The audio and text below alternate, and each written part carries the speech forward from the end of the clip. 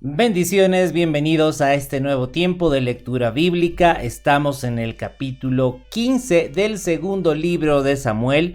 Hemos estado viendo la historia de David en relación a su hijo Absalón. Que David no había dado el tiempo necesario para atender a su hijo Absalón. Absalón insistía, Absalón quería hablar con su padre. Tal parece que su padre, el rey David, no tenía tiempo para su hijo. Al final, pues Absalón terminó haciendo algo terrible. Incendió los campos de Joab para llamar la atención y de esa manera poder tener un tiempo con su padre.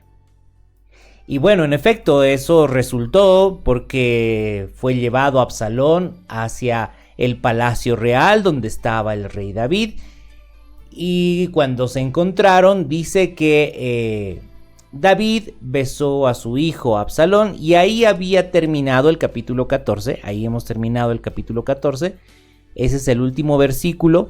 Vino pues Joab al rey, se lo hizo saber, entonces llamó a Absalón, el cual vino al rey e inclinó su rostro a tierra delante del rey. Absalón estaba haciendo una reverencia delante de su padre, el rey David. El rey David besó a su hijo Absalón. Pero resulta que en ese momento Absalón ya estaba planificando algo. Él estaba ya diseñando una estrategia y vamos a ver eso precisamente en este capítulo 14. Veamos. Dice, aconteció después de esto que Absalón se hizo carros y caballos y 50 hombres que corriesen delante de él. Y se levantaba Absalón de mañana y se ponía a un lado del camino junto a la puerta del palacio, y a cualquiera que tenía pleito y venía al rey a juicio, Absalón le llamaba y le decía: ¿de qué ciudad eres? Y él respondía: tu siervo es de una de las tribus de Israel. Entonces Absalón le decía: mira, tus palabras son buenas y justas, mas no tienes quien te oiga de parte del rey. Bueno, aquí ya estamos viendo cuál es la estrategia de Absalón, qué es lo que Absalón quiere lograr. Bueno, ahí vemos como estamos aquí en la imagen. Absalón se ponía a la puerta cuando venían personas a buscar consejos del rey David. Absalón les decía: no, el rey David no tiene tiempo para atenderte, pero tus palabras son buenas, son justas. Yo puedo hacerte justicia. Y así poco a poco Absalón se iba ganando al pueblo. Dice el verso 4. Y decía Absalón: ¿quién me pusiera por juez en la tierra para que viniesen a mí todos los que tienen pleito o negocio y yo les haría justicia? Ahí está. ¿Cuál es el objetivo de Absalón? Absalón quiere el poder. Sí, Absalón quiere ser el juez. Dice: yo les haría justicia. Probablemente Absalón tenía resentimiento en su corazón porque su papá no le atendía, no le daba el tiempo que Absalón le pedía. Y bueno, ahí Absalón dice: bueno, yo sería un rey justo. A veces cuando nosotros vemos en las noticias, vemos temas políticos, que tal o cual gobierno hace corrupción o tal persona hace corrupción, y alguno dice por ahí: ay, si yo fuera presidente haría las cosas bien. Se parece un poco a lo que decía Absalón: si yo fuera juez en la tierra de Israel, yo sería un juez justo, les haría justicia a todos. Vamos a ver más adelante si realmente el corazón de Absalón es justo y recto. Así también cuando hay una persona que está pensando: si yo fuera presidente, si yo fuera del gobierno, sería recto, sería justo. Bueno, analicemos nuestro corazón, si realmente nuestro corazón es justo y recto. Empecemos por los que tenemos cerca, hacemos justicia, somos rectos, usted no da soborno, no hace ningún tipo de corrupción. Bueno, continuemos, dice: acontecía que cuando alguno de los israelitas se acercaba a Absalón para inclinarse a él, Absalón extendía la mano, lo tomaba y lo besaba. De esta manera hacía con todos los israelitas que venían al rey a juicio, y así robaba Absalón el corazón de los de Israel. Y aparte que, como hemos visto en el anterior capítulo, Absalón era un varón guerrero fuerte y de hermoso aspecto. Tenía presencia. Y claro, los israelitas también seguramente eran cautivados por esa presencia. Y además que Absalón se inclinaba ante los israelitas, les besaba la mano, los adulaba. Y sí, se parece a una campaña política donde los políticos prometen de todo, salen a las calles, regalan cosas, la gente les cree. Y al final todos los políticos hicieron corrupción. Se parece bastante, ¿no? Entonces los israelitas pues cada vez estaban más con Absalón. Poco a poco Absalón fue muy paciente. Sí, vamos a ver que aproximadamente fueron como 3 o 4 años que Absalón hacía esto. Dice el verso 7, de hecho: al cabo de 4 años aconteció que Absalón dijo al rey: yo te ruego que me permitas que vaya a Hebrón a pagar mi voto que he prometido a Jehová. Porque tu siervo hizo voto cuando estaba en Jesús en Siria, diciendo: si Jehová me hiciere volver a Jerusalén, yo serviré a Jehová. Bueno, ahí estaba Absalón, se acerca al rey David, su padre, y ¿qué sucede? Se muestra con apariencia de piedad. Quiero ir a Hebrón a servir a Jehová, a servir al Dios de Israel, porque yo hice voto, le prometí, ¿no? Quiero consagrarme al Señor. A veces hay esa apariencia de piedad también. Pero ahí vemos de fondo las oscuras intenciones de Absalón. David no logró discernir esas intenciones de Absalón. Y bueno, y David le responde y le dice: ve en paz. Ahí en el verso 9. El rey le dijo: ve en paz. Y entonces Absalón se levantó y se fue a Hebrón. Entonces envió a Absalón mensajeros por todas las tribus de Israel, diciendo: cuando oigáis el sonido de la trompeta diréis: Absalón reina en Hebrón. ¿Qué le parece? Ese trabajo de como 4 años que tuvo Absalón, se ganó a los israelitas y de pronto ahí manda, ¿no?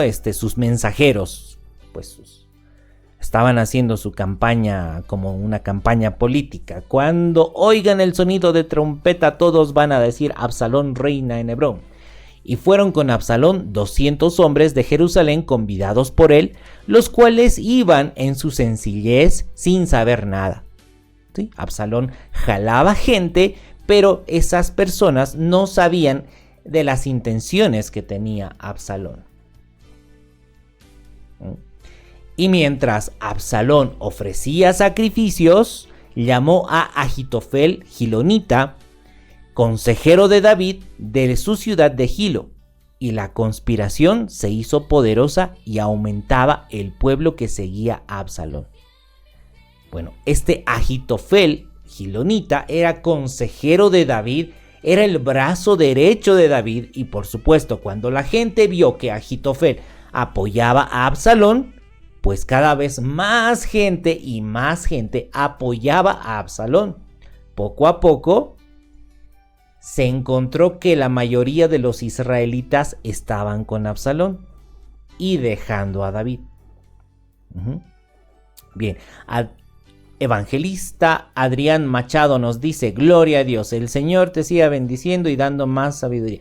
Bendiciones desde Venezuela, bendiciones hermano Adrián Machado, un abrazo fuerte desde acá, desde La Paz, Bolivia. Bien, continuamos entonces, dice: la conspiración se hizo poderosa y aumentaba el pueblo que seguía a Absalón. Y un mensajero vino a David diciendo: el corazón de todo Israel se va tras Absalón. ¿Qué hizo David? ¿Cuál fue la reacción de David? Entonces David dijo a todos sus siervos que estaban con él en Jerusalén: levantaos y huyamos, porque no podremos escapar delante de Absalón. Bueno, David tampoco quería iniciar la guerra. David no quería usar las armas, no quería luchar porque Absalón era su propio hijo. ¿Qué hace David? Levanta las manos. Sencillamente dice: huyamos. Vámonos de aquí, porque no podremos escapar de delante de Absalón. Daos prisa a partir, no sea que apresurándose él nos alcance y arroje el mal sobre nosotros y hiera la ciudad a filo de espada. Y los siervos del rey dijeron al rey: he aquí tus siervos están listos a todo lo que nuestro señor el rey decida. El rey entonces salió con toda su familia en pos de él, y dejó el rey 10 mujeres concubinas para que guardasen la casa. Bueno, sale el rey y sale toda la gente de confianza detrás en pos del rey David, porque el rey David tenía gente fiel. Sí, habían personas que habían dado la espalda a David, como Ahitofel, su hombre de confianza. Pero bueno, habían personas que estaban siguiendo al rey David, y David dejó a 10 concubinas suyas que guardasen la casa de David. Salió pues el rey con todo el pueblo que le seguía y se detuvieron en un lugar distante. Y todos sus siervos pasaban a su lado con todos los cereteos, peleteos y todos los geteos. 600 hombres que habían venido a pie desde Gad iban delante del rey. Estos hombres, los cereteos, los peleteos, los geteos, eran hombres extranjeros que se habían convertido al Dios de Israel y se habían hecho siervos del rey David.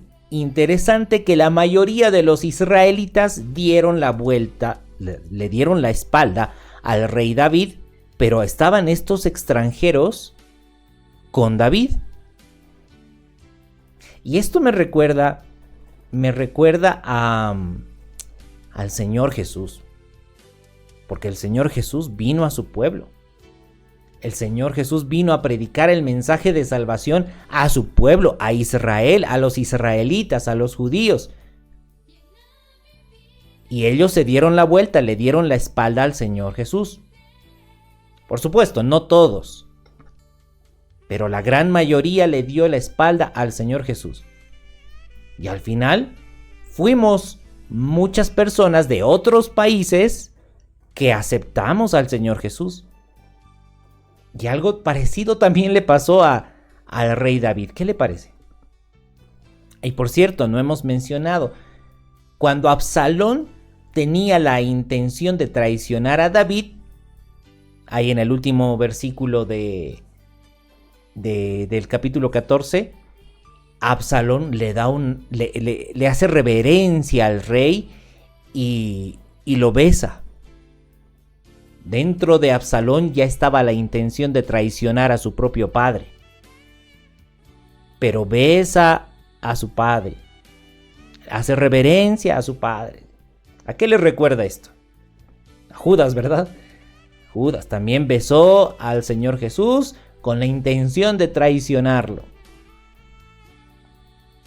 Bueno, hay interesantes similitudes, ¿no?, que vemos aquí en la palabra. Pues bien, David estaba saliendo de la ciudad de Jerusalén, estaba escapando, huyendo de Absalón, y bueno, estaba con los extranjeros que se habían convertido al Dios de Israel, Y bueno, y dice el verso 19. Y dijo el rey a Itaí, que era geteo: ¿para qué vienes tú también con nosotros? Vuélvete y quédate con el rey, porque tú eres extranjero, desterrado también de tu lugar. Ayer viniste, ¿no? Itaí era un geteo que recién se había convertido al Dios de Israel, que recién había llegado a Israel.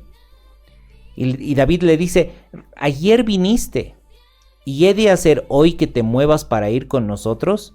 En cuanto a mí, yo iré a donde pueda ir. Tú vuélvete y haz volver a tus hermanos, y Jehová te muestre amor permanente y fidelidad.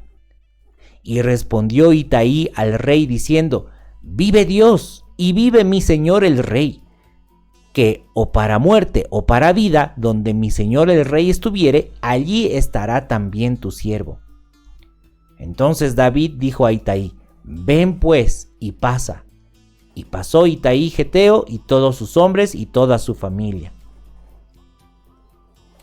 Tenemos un episodio también en los evangelios respecto al Señor Jesús, cuando hubieron hombres que le decían: Señor, te seguiré a donde quiera que vayas. Y el Señor les decía: las zorras tienen guaridas, las aves tienen nidos, pero el Hijo del Hombre no tiene dónde recostar su cabeza. ¿Realmente quieres seguirme?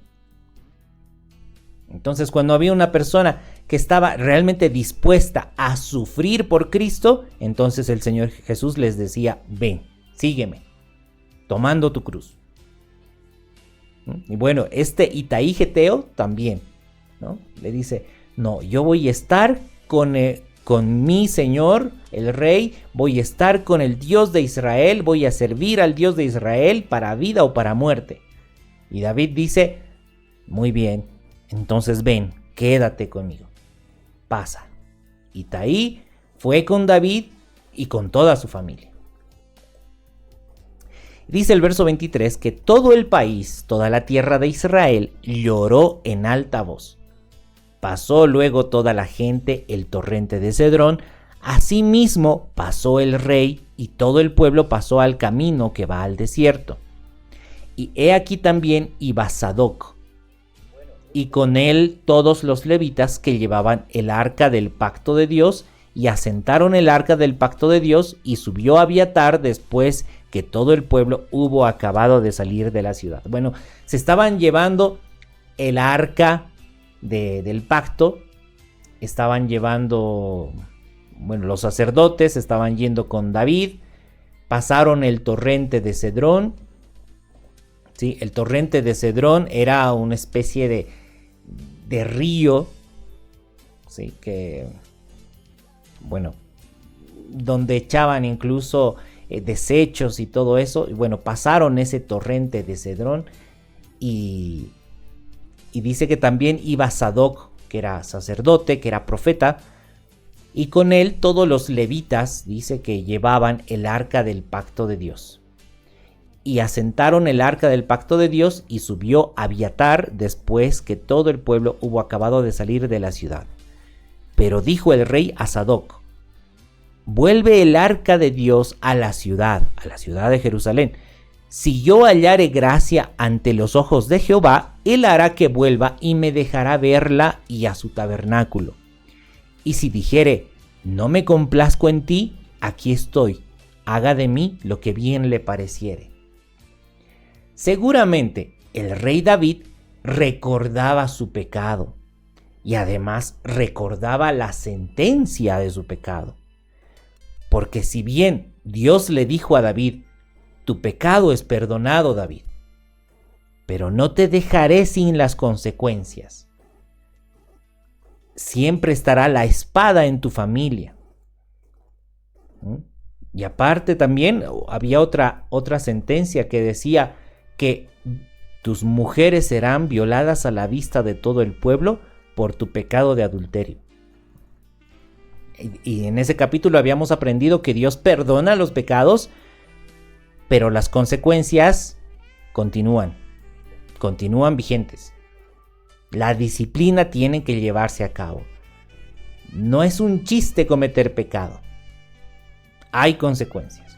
Y David estaba sufriendo las consecuencias y se acordaba y decía, bueno, si el Señor quiere, si el Señor tiene misericordia, va a permitir que yo vuelva a Jerusalén y que me deje volver a ver el arca y su tabernáculo. Pero si Dios dijere, no me complazco en ti, aquí estoy, que Él haga de mí lo que bien le pareciere. Dijo además el rey David al sacerdote Sadoc, ¿no eres tú el vidente? Es decir, ¿no eres tú el profeta? Vuelve en paz a la ciudad y con vosotros vuestros 2 hijos, Ahimás tu hijo y Jonatán hijo de Abiatar. Mirad, yo me detendré en los vados del desierto hasta que venga respuesta de vosotros que me dé aviso. Entonces Sadoc y Abiatar volvieron el arca de Dios a Jerusalén y se quedaron allá. David subió la cuesta de los olivos y la subió llorando, llevando la cabeza cubierta y los pies descalzos. También todo el pueblo que tenía consigo cubrió cada uno su cabeza e iban llorando mientras subían. ¿Qué les parece? La consecuencia del pecado de David. No era algo fácil.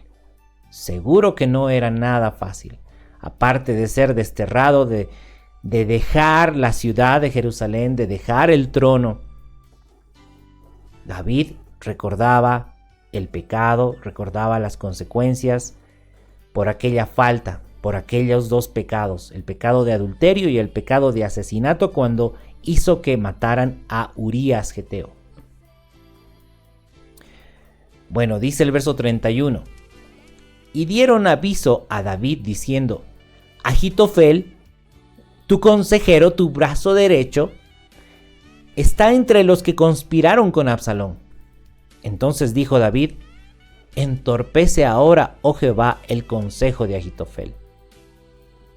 Cuando David llegó a la cumbre del monte para adorar allí a Dios, he aquí Husai arquita, que le salió al encuentro, rasgado sus vestidos y tierra sobre su cabeza, y le dijo David, si pasares conmigo, me serás carga, mas si volvieres a la ciudad y dijeres a Absalón, Rey, yo seré tu siervo, como hasta aquí he sido siervo de tu padre, así seré ahora siervo tuyo, entonces tú harás nulo el consejo de Ahitofel.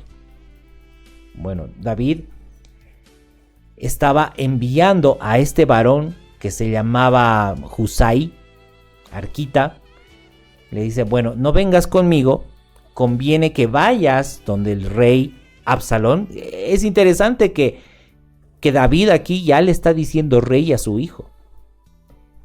Tal vez David está diciendo, bueno, Dios me quiso quitar el trono, no voy a ofrecer resistencia. Entonces le dice a Husai, ve donde Absalón, hazte siervo de Absalón, y así tú harás nulo el consejo de Ahitofel. El verso 35 continúa y dice, ¿no estarán allí contigo los sacerdotes Sadoc y Abiatar? Por tanto, todo lo que oyeres en la casa del rey se lo comunicarás a los sacerdotes Sadoc y Abiatar. Y he aquí que están con ellos sus 2 hijos, Ahimás el de Sadoc y Jonatán el de Abiatar. Por medio de ellos me enviaréis aviso de todo lo que oyereis. Así vino Husai, amigo de David, a la ciudad y Absalón entró en Jerusalén. Absalón al final se posesionó como rey sobre Jerusalén, ahí en el trono, en el palacio real, ahí estaba. A la fuerza, fue como se llama, un golpe de estado, ¿no? Que Absalón hizo a su padre. Absalón a la fuerza entró a reinar en Jerusalén. Pues bien, vamos a ver si Dios respalda o no respalda esa autoridad. Pero lo importante y lo que debemos rescatar en este capítulo es que la disciplina del Señor al final es para bien. En el momento que David estaba saliendo de Jerusalén, iba llorando, agarrándose la cabeza, y el pueblo detrás de él, llorando también. tiempo de mucha lágrima, mucha tristeza, pero es tiempo de disciplina que a la larga le va a servir a David y también va a servir al pueblo de Israel. Entonces, bueno, alguien comete una falta, si nosotros cometemos una falta, va a venir disciplina, va a venir un tiempo difícil. Probablemente estemos llorando como David, agarrándonos la cabeza. Y sí, ahí hay arrepentimiento. Señor, perdóname por mi pecado. El Señor va a perdonar, pero el Señor va a mantener la disciplina. Entonces, vamos a entender que la disciplina nos va a ayudar a aprender a reconocer la autoridad de Dios. Y por supuesto, vamos a poder crecer en integridad. Muy bien. Hasta aquí el capítulo 15 del segundo libro de Samuel. Un tiempo muy complicado para David. Vamos a continuar con esta historia en el siguiente capítulo. Como siempre le digo, espero que haya sido de mucha bendición para su vida. Me despido, esperando encontrarlo. Bendiciones a cada uno de los que están siguiendo a cada capítulo las lecturas bíblicas. Bendiciones a todos. Bendiciones a los que nos ponen comentarios. Adrián Machado, Carlitos González. Abrazos fuertes para ellos. Bendiciones.